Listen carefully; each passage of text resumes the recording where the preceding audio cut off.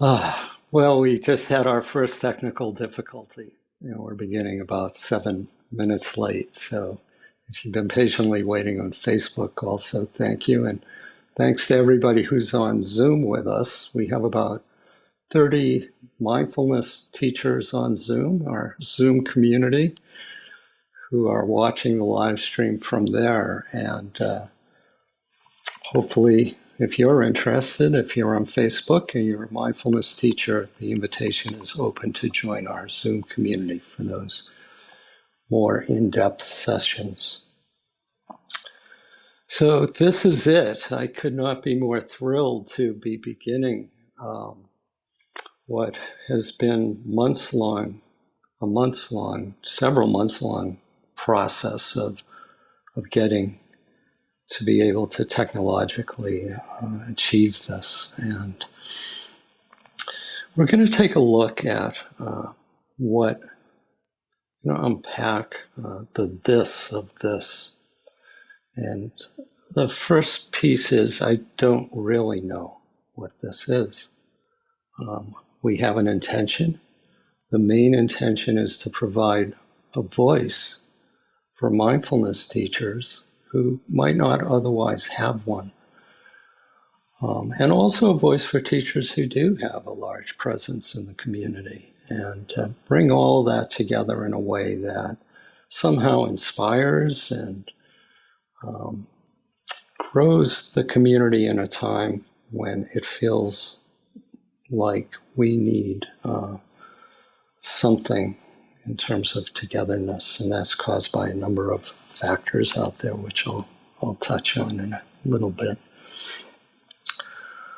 So, as we spontaneously live stream to Facebook and Zoom, let's all begin in a way that I begin all sessions, all teaching sessions, and just about everything that I'm engaged in the mindfulness community with an arriving meditation so that we can fully settle in and bring a presence beyond all the technical issues that we've experienced for me and Mark and all that it took for you to arrive here. So I'll invite you to close your eyes if that's comfortable. If not, softening the gaze and lowering it slightly. And beginning to fully arrive by letting go of all that it took to get here. All the busyness of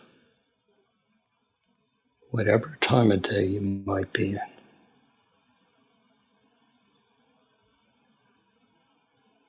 Honoring this time that you've set aside to be in community, both with a recognition of what's here for you now and being with others that are watching throughout these different mediums that we have.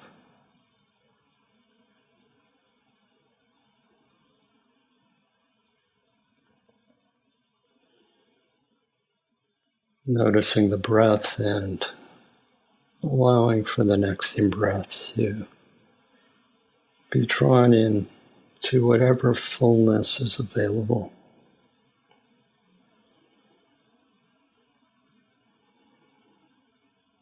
Centering the attention to wherever the breath is most prominent in the body, where it's moving in through the nostrils or the mouth, or in the expansion of the chest or the abdomen. And on an out-breath, fully releasing, allowing for all that's not required, all that's not needed by this body to flow out.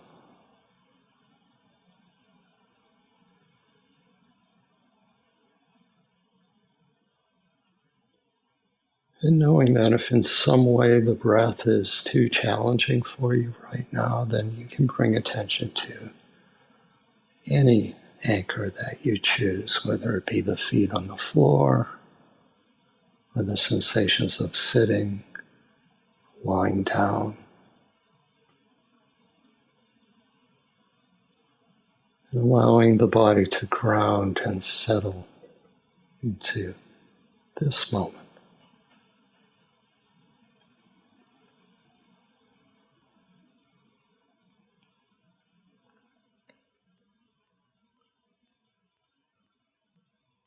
Expanding the awareness throughout the entirety of the body.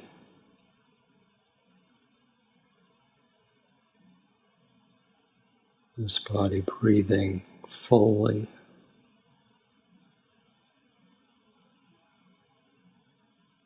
settling fully,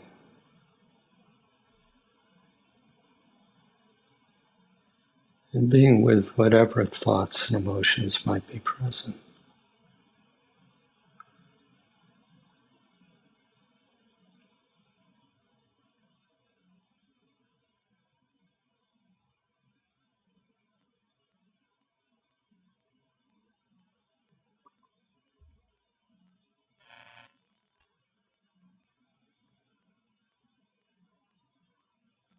And seeing to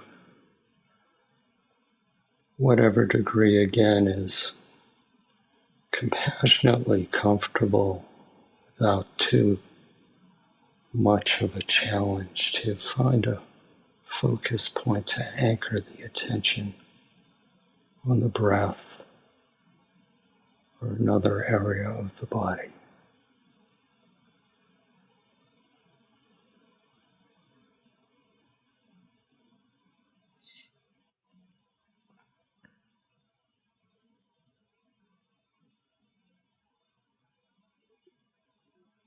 And when you're ready now, if the eyes have been closed, gently opening them.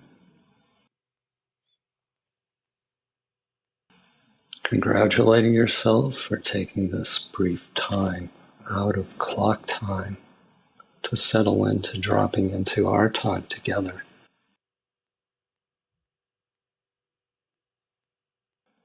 It's a joy to be with you, Mark. It's a joy to be with everybody whose presence is watching. I want to give you an opportunity to say hello. Yeah, thank you. It's I also find enjoying this, and one is I'm finding as I'm being mindful in this moment, my attention's being pulled in multiple directions, onto Facebook, onto Zoom, onto your voice, etc. And it's a new way of being for me over here. We have a couple of thumbs up and a couple of hearts showing up on the Facebook feed. It is going. So whatever this is going to turn into, I'm starting to sense some excitement over on my side rather than solid stability. There's some excitement and giddiness over here. So, and the amount of support that the community was giving on Zoom while you and I were trying to figure all of this stuff out is amazing. So, truly appreciative and lots of gratitude around that. Yeah, thank you. Yeah. Well, you asked me a while back where this all began for me. And it's an interesting question. Again, I don't know. I know that in my teacher trainings that I've done, I very often introduce myself as an old hippie. And that somehow this began walking barefoot in the streets of Harvard Square when John Kabat-Zinn was guiding yoga at a church, I believe. And I'm going to mention teachers' full names in case anybody's watching us who's not part of the community at some point. And also invite teachers whose full names I mentioned to, if they ever find I have said something that is not accurate, please let me know. I feel a little bit of audacity referring to other teachers. But that's my memory, that John Kabat-Zinn was in a church, and I definitely know I was walking barefoot through Harvard Square. Did it begin there, or did it begin shortly thereafter, reading Be Here Now when it came out, the book by Ram Dass that so many of us as mindfulness teachers are familiar with?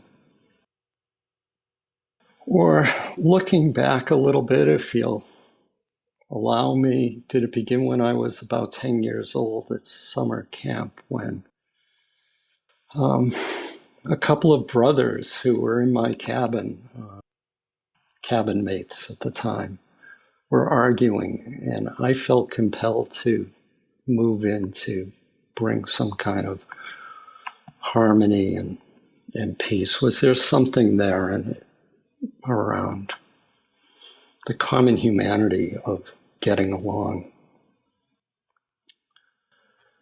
And if that's true, where did that begin in my family at 10 years old? Where did I get that from? And thinking about that, I credit my mother's mother's mother, who we refer to affectionately as the Bubby.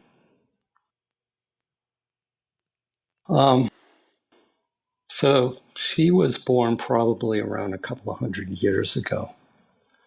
And that's as far back as I can go, and not to have the insight that, let's say, the Buddha had under the Bodhi tree of looking back and seeing everything, or looking forward and seeing everything. There's something here that's within me that's compelling me to be here in this way. That started somewhere in that time continuum, in that spectrum. And I don't know what it is, and I don't know where it began. But I do feel that there's a sense that it's needed.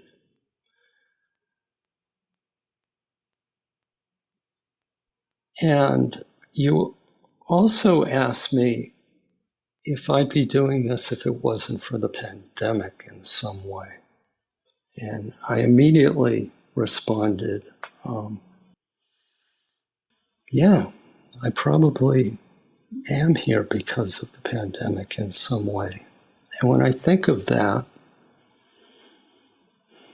I think back to John again, when he held his mitigation retreat every day online, showing up to help guide us through that time, talking about we need all hands on deck. So this is my way of showing up on deck. And I also want to reference something that Saki Santarelli once said that rings true to me and always has as a mindfulness teacher. And my roots are in MBSR. That's where I began this work. It's where I continue. And Saki in a training once said, the issue is not being too bold. In other words, it's not within minimizing yourself in a classroom setting, which is what he was speaking towards, but this is, of course, true for life. He said the issue is not being bold enough. So this is bold. I'm feeling a little bit like that audacity I mentioned earlier. Yet, like so much of the work that we're involved in, there's this sense of you cannot not show up for it. Excuse the double negative. So because we can, here we are. Doesn't answer what this is. But that's a little bit of my roots as to where it begins, and a little bit of how I feel about it right now, a bit audacious, and I want to be transparent about that. And we'll see as the weeks go on and we have guests who appear, how that continues. But that's what's here for me right now. So with that, Mark, I'll toss it back to you. Yeah, a much deeper description of how we got to this moment from when you and I have chatted on other times. But your naming of the ancestors, your ancestors, going back hundreds of years, and as I'm hearing you say it, it totally resonates with even my idea of sing to the mountain, that the mountain sits while all this is going out for either of us or any of us, that our ancestors were being born and living and existing and moving on while the mountain sat, and the mountain continues to sit, etc. So the metaphor of all that isn't landing deaf on my ears, and then the depth that you're describing is just, for me, it's beautiful to hear that kind of a telling of what do you do with it when it's here now. And because we can, reminds me of there's a gentleman that I follow sometimes. He's not a meditator, not around mindfulness, but he talks about if you have the means and the ability, is there a duty to do something? And I'm wondering if that's what you and I have landed on here, is we do have the means and we might have the ability to. Today's kind of showing that. And something's emerging, something's growing from this effort, at least in this moment.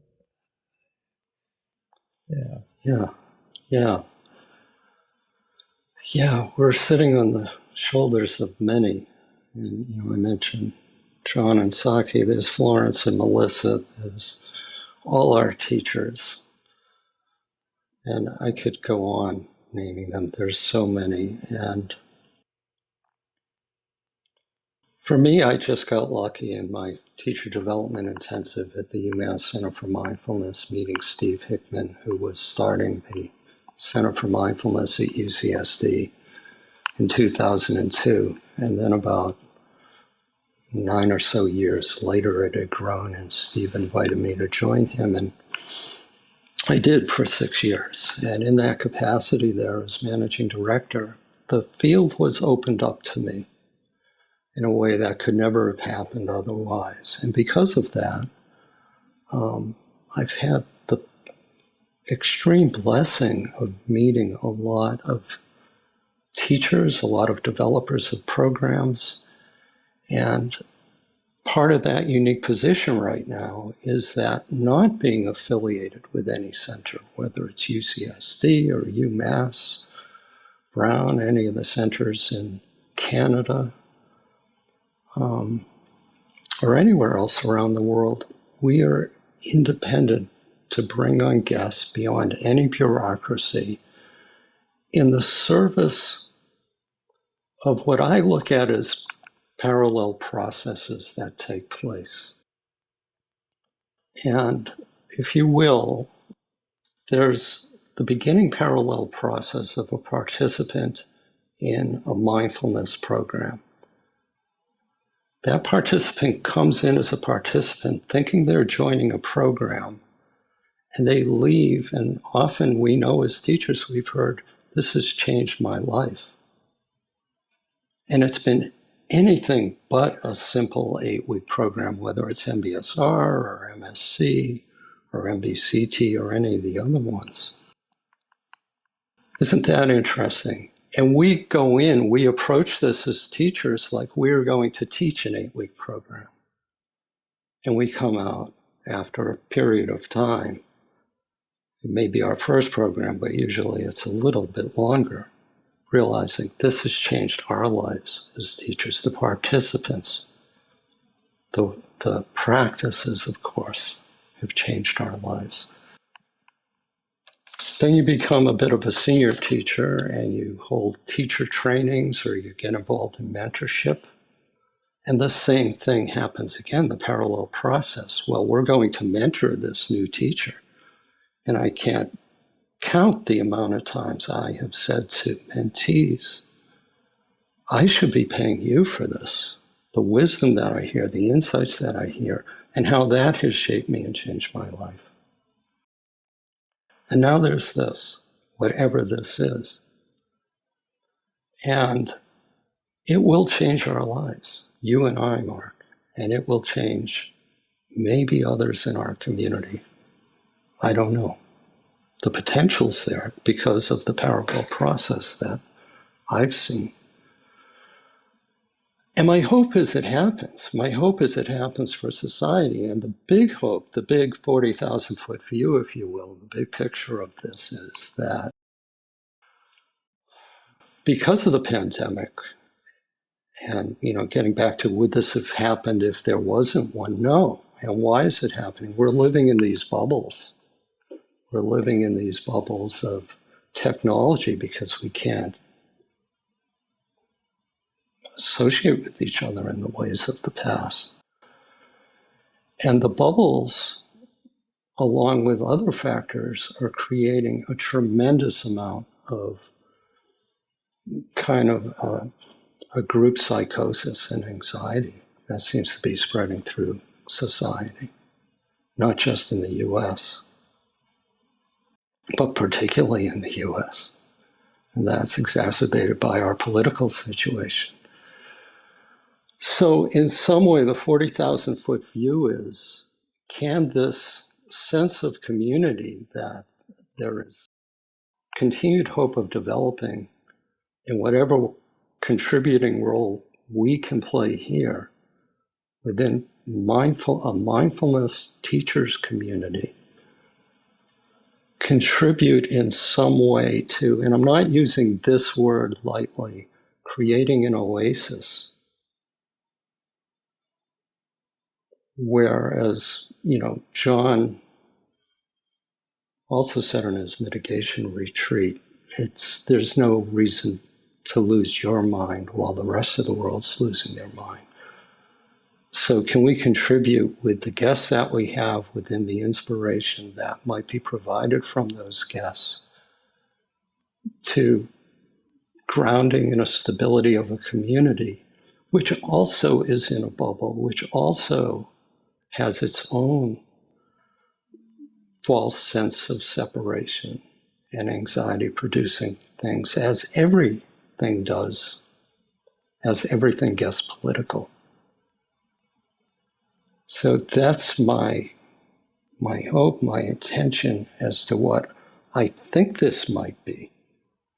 But I don't know, and I don't know how it'll unfold. I don't know if it'll last beyond today, as I mentioned earlier, to our Zoom group. But let's live into it and find out.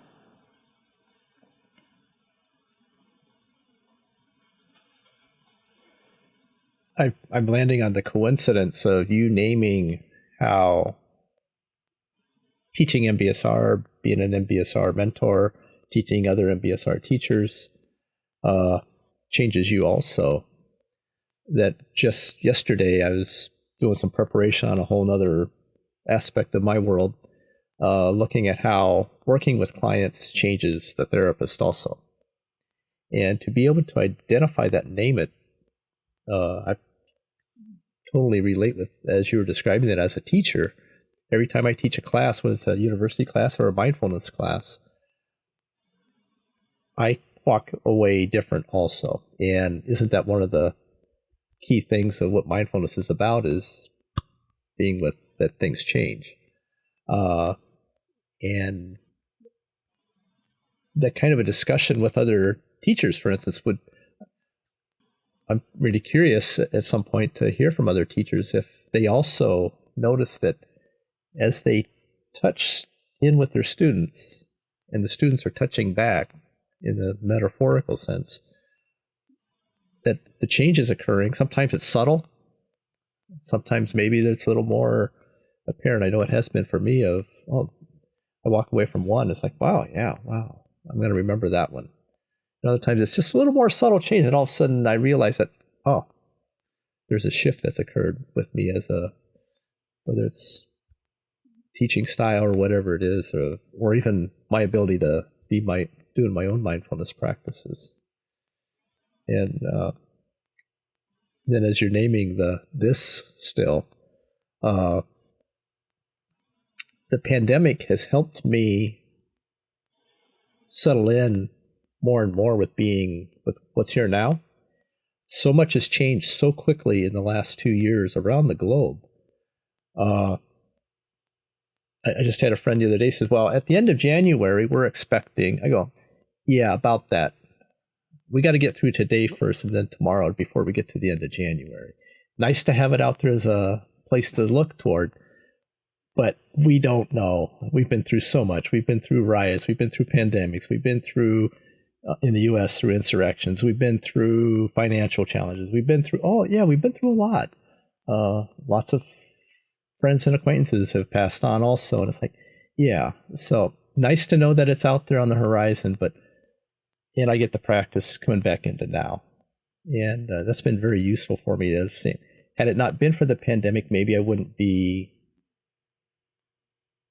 this now centered, grounded, I guess. I don't know the right word for that. Finding the gratitude and the joys that come out of a difficult time, whether it's a pandemic or anything else, that the full catastrophe is as John Kabat-Zinn's written about. It's like, yeah, for me, yeah, what is that? It's still coming. Yeah. It's always been here. Yeah.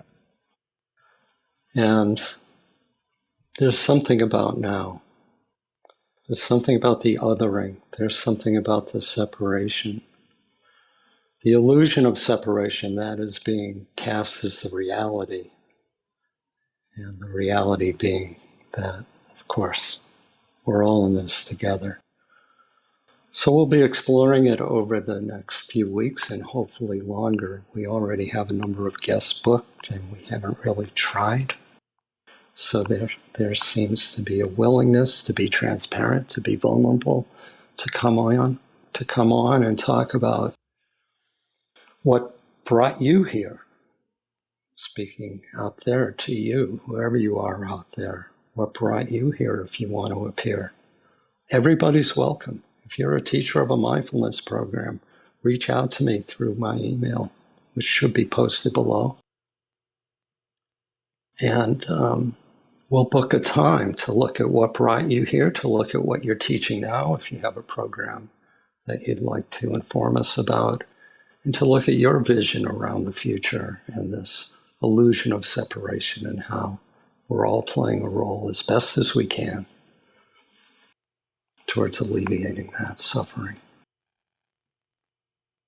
So, Mark, should we try a question or two because we can, and this is as much of a test session as it is kind of setting the stage? Is that something you want to give a try? A couple of different experiments here. So for those of you that are with us here, with Allan and I, there's some people that are viewing on Facebook Live. You can comment through the Facebook comments, and I'll be able to share them with everybody. On Zoom, you can, I think we're going to try this. You might be able to ask a question live. We're not going to, if you want to have your voice can come up and it might come through. I don't know, but you can certainly put a question in the chat and I'll be able to share it with Allan and we can try that. So yeah, the whole community is now part of the grand experiment.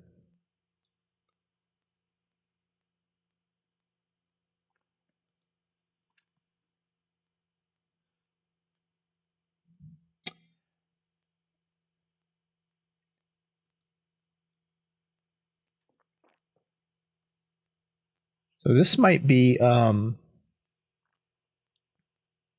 Martha, as you the co-host, as the guest host over on the Zoom side. If anybody has a question, if you could just let us know. I think I can look at the chat also.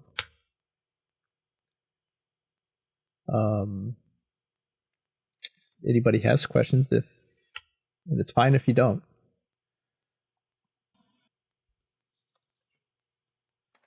We've shocked everybody into silence, or I have.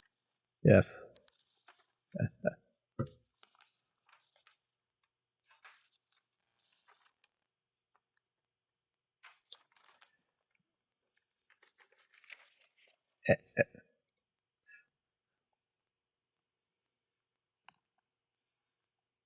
There's a question from Jesse asking, who do you have lined up to speak?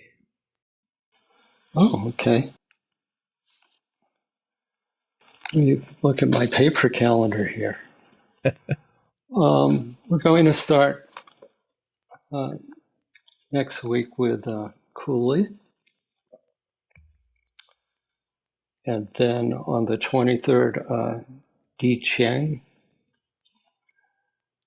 And you may know I know you know Cooley. I don't know if you know Ni Cheng, who has got her own mindfulness collective, which she is working with a lot of doctors. So it'll be very interesting in terms of the pandemic to have Ni Cheng.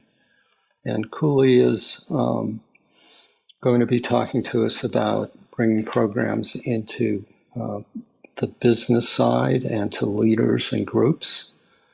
And then we have Anita joining us on the 30th. Anita is involved in research and also has a lot of personal experience that has always been valuable when she shares it. We have an opening on the 6th of February. And then within those next 2 weeks following that, we're going to have a gentleman who is doing a lot of work with mindfulness in music, particularly the violin. And it's fascinating in terms of what he's doing to induce a stress response and then relieve it through music. The 27th, we have Jill Wenner, who is also a physician. And then we're going to March, and Stephanie Bachman-Matai is with us, who's on Zoom right now, or was when I was there. And Stephanie has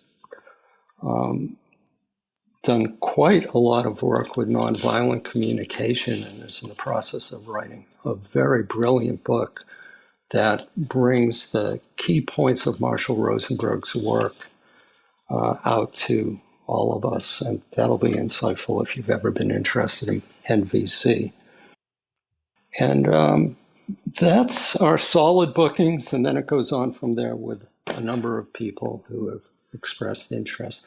But I really have not begun to put the word out there or send an email to the people I've mentored who are teaching or to some of the other teachers that I know. I believe Steve Hickman has agreed, I'll commit him just by stating this, has agreed to join us at some point. And we hope to have Megan Prager on, who I've spent a lot of time co-teaching with and is a wonderful soul and a new mother. And have her on to talk about her work with mindful self-compassion also. So we have a lot lined up already, and we haven't even begun. So a follow-up question that we're getting through the Zoom is, should or can the community suggest speakers or topics? Would that be helpful? Absolutely, especially speakers, if you know of somebody who would like to join us. So rather than my reaching out to them, if I don't know them, if you reach out to them and let them know about this, and spreading the word is really going to be paramount to how this builds or doesn't build. So anybody who would like to share it on any of their social media or reach out to people and let them know we're live on Facebook is very welcomed. So speaking of Facebook, we have a that's cool. It shows up. Cool.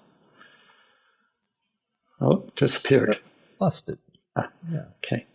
What is the future of mindfulness for applications in a fast-paced life? It's a great question. I don't know. Nobody's really talking about the transcendentalists of the 1800s. They were very mindful, Thoreau, Emerson, people like that. Well, we don't know. We're all going to have to live into it. I imagine, like everything, things change with the times, things morph.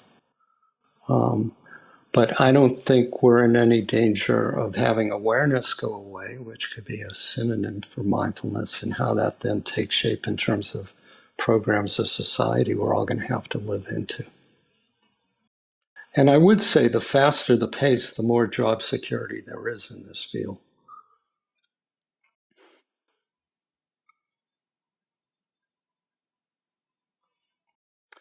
Okay, I think we're at time, and we've experimented a little bit with some questions. I want to mention a couple of closing pieces, which is one, to if you view this as a recorded video, or I don't believe you can do this now, Mark, correct me if I'm wrong, but to hit the like button, to click on like, whenever you find yourself on YouTube, and subscribe to Sing to the Mountain Studio, because that will help our algorithm on getting the word out there through YouTube and build the channel.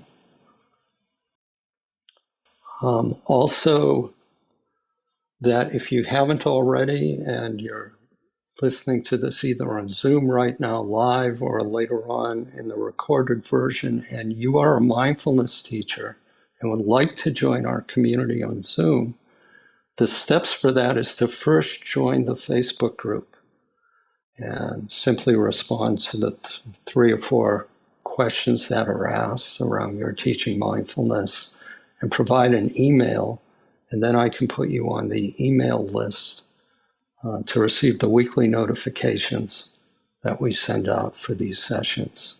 And it has the registration link for the Zoom sessions with it. So if you want to join us on Zoom, where things really go deep, as we're not being recorded, and we intentionally don't record it, and we're able to spend some personal time together in community. We welcome you joining us. Lastly,